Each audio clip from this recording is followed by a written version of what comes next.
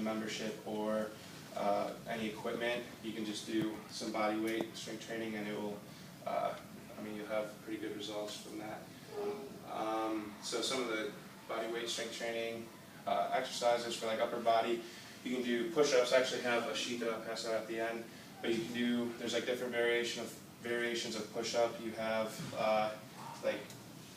wide grip, like when your arms are out wider, and you can go narrow or diamond. And if you have problems doing that, you can like modify and go down on your knees, or if you want to increase difficulty, you can elevate your legs, or if the knees are even too difficult for you, you can do push-ups like off a table, just change the angle of your body.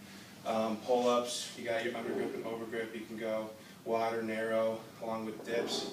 Like if you're at home, you have two like objects, like sturdy objects, and you basically use your triceps to push yourself up. Have a picture in the handout. You have planks as well. You can do planks, like front planks or side planks or planks on your back, and you can, depending on the modifications, you can have your arm locked out to support yourself or rest on your forearm. And there's a lot of variety of sit-ups, like core exercises, that you can do as well. You can look that up online. There's tons of them, so everyone has their own personal preference with that, but there's a couple in the packet. Some lower body exercises. You have wall sits. Basically, you want your legs at 90 degrees and you would hold it. Air squats, squatting like in a squat rack, but you don't have any barbell across. You just do that. Do tons of reps of that.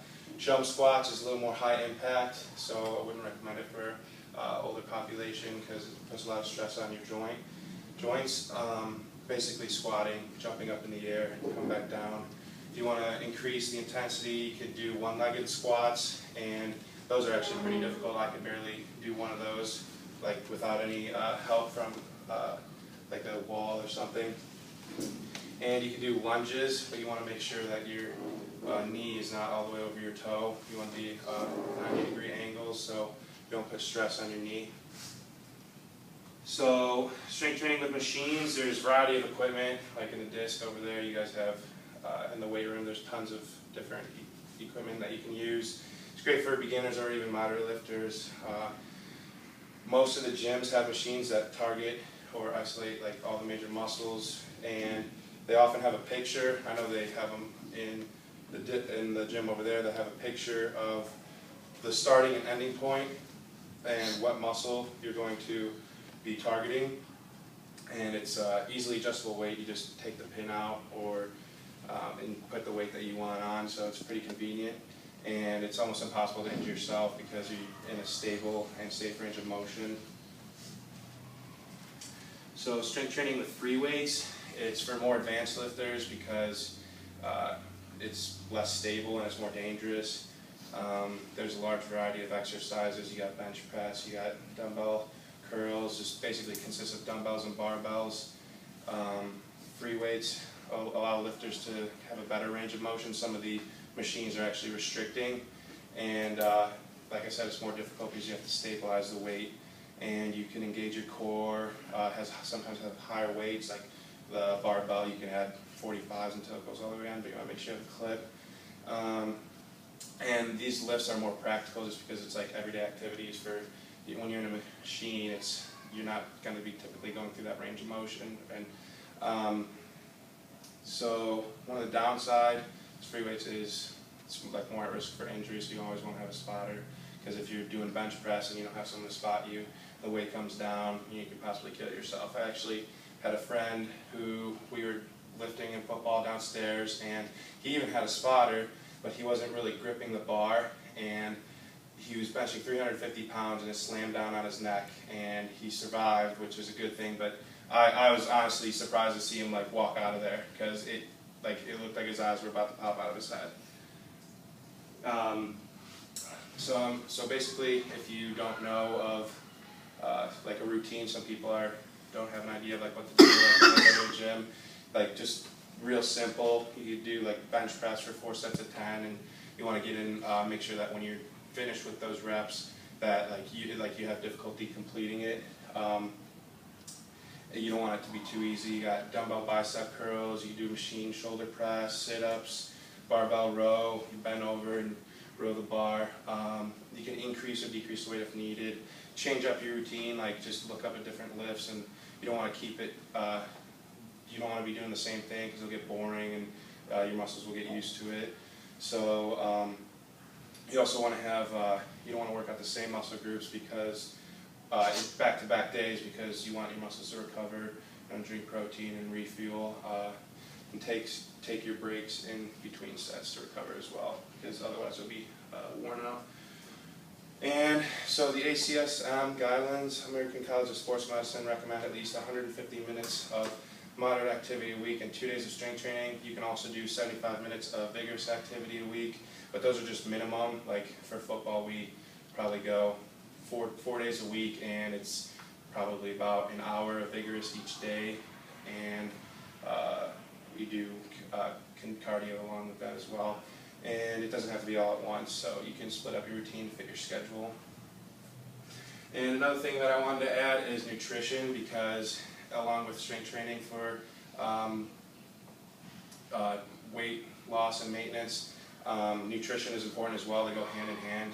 You'll see better results if you follow nutritional guidelines. I actually got these from my strength and conditioning class, some of the equations. So you can basically figure out how many calories you need in a day for just like if you weren't to do anything, which is the most effective formula if you don't have your body fat percentage, which is the Harris-Benedict formula. You basal metabolic rate, it's amount of energy calories used over the course of the day. So for women, you have your equation there. Basically, you want your weight in kilos, which you can get that by stepping on the scale. The one over there has kilograms, but you can switch to pounds. But if it's only in pounds, you can divide your weight in pounds by 2.2. You have your height in centimeters, basically times your height in inches by 2.54, I believe, and you need your age. And you punch that all in. You can go online and do that, or you can figure out the math. But here's an example of a female who weighs 60 kilograms, which is like a little over 120 pounds, and she's 167 centimeters. She's 18 years old and and that makes her have a BMR of 227 calories. So she burns that every day if she were to do nothing. And so nutrition continued, like the activity grades. This is to determine how much exercise you do per, how often you do exercise a week. And so I mean it's not the it's somewhat accurate because like obviously it's going to vary a little bit, but you basically pick something that you say, for example, she's like a moderate exerciser and she lifts works out 3 to 5 days of the week. You pick that, you just figure out how many days of the week you work out, and you multiply it by that number, and that's the calories you need per day, which is actually quite a lot because she's working out a lot. And so that's just to maintain weight, the amount of calories. So if you're trying to lose weight, you want to cut back on calories, but a lot of people don't get the right amount of macronutrients and they cut too many calories out, which can have actually like adverse health effects and reverse. It's just not good in general. So some things that you need to know, that is there are 3,500 calories in a pound, and you shouldn't lose more than 1 to 2 pounds per week or cut out a total of 7,000 calories. So you can cut out anywhere from 500 to 1,000 calories a day and make sure that you're still getting the right amount of macronutrients. Carbohydrates and protein and fat needs. A lot of people like to cut out fat or even carbs, but you want to make sure you have at least somewhere around 55 to 60% of carbohydrates from your total calories, along with 15% of protein, and that varies varies depending on how much you work out, how much strength training you do. And the fat is somewhere around 30%, maybe a little less. You don't want to go below like 25% per day out of your calories, because fat is important as well. And when you look on the nutritional guide, like when you look on a food label, it usually says like the amount of grams that it has of that, so you can figure out how many calories that you're consuming from that portion of whether it's carbohydrates, protein or fat. So basically my take-home message is exercise is for everyone. You want to make sure to incorporate strength training into your exercise regimen because of the health benefits, and proper nutrition will increase these health benefits as well. You don't want to be discouraged if you don't see results right away, because I think it takes, even if you want to get bigger, it's like 6 to 8 weeks before your muscle actually starts to grow. And you want to be creative as well. You can make your own workout routines, share with others, and gather as much knowledge as you can to create like your ultimate workout. Hydrate and refuel after every workout.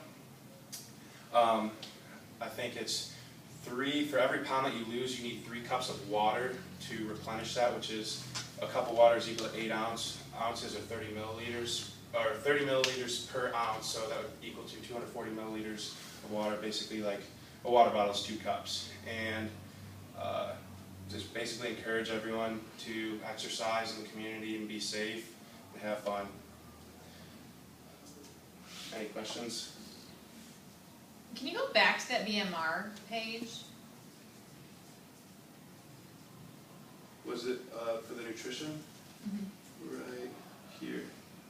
Okay, and you're saying that, I mean, I know you got this from somewhere, you didn't make this up, so. Yeah. That this is how many you need without working out.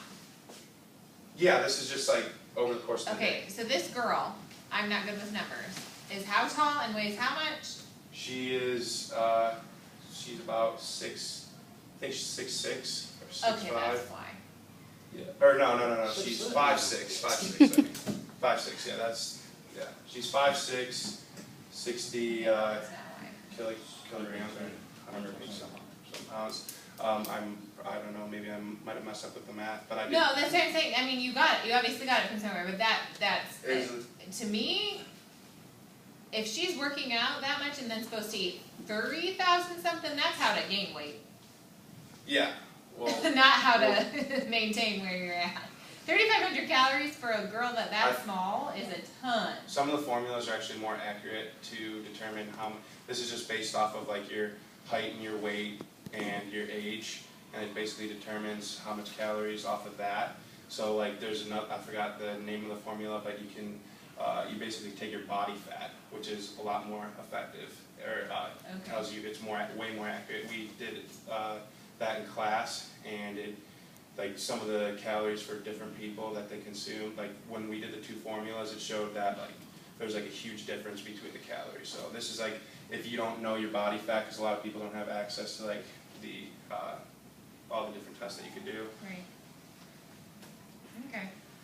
That's interesting. And then I have basically I have these packets that show like the exercise, like different exercises with the variations for like upper body, and then your lower body, and then on the last page some important nutrition facts and like the equations along with calculating your like BMR and like all the daily needs. So what was the title of your presentation? It's called Fit or Fat. Okay. So the focus of your presentation is strength training or healthy living to maintain or lose weight, right? Yes. So what, if you had to narrow it down to one thing, what would be the most important component for weight loss? That's kind of tough. I honestly would say exercise. Maybe, I don't know. We A saw specific type of exercise? Or? Strength training has showed that like muscle obviously burns more calories than fat, so I think that's important.